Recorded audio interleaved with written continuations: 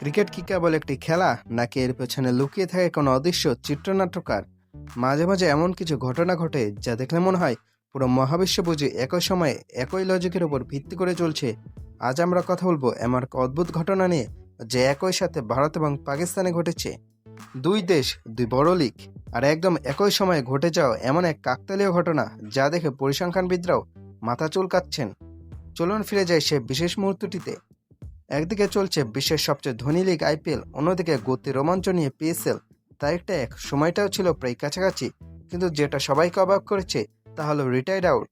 টি-20 ক্রিকেটে tactical retired out এখন বেশ বিরল। কিন্তু কি অদ্ভুত ব্যাপার দেখুন, একদম একই সময়ে দুই ভিন্ন লিগে দুইজন ব্যাটারকে মাঠ ছাড়তে হলো কোনো উইকেট না হারিয়ে।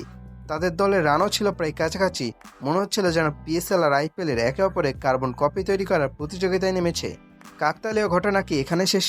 না, আসল খেলা তো এখনো বাকি। এই দুই ব্যাটারি ছিলেন টিনেজার বা কিশোর। পিএসএল এ কারাসি কিংসের হয়ে সাদবেগ, আর আইপিএল এ ছিলেন চেন্নাই সুপার কিংসের হয়ে তরুণ প্রতিভা আয়ুষ মাহাত্রে।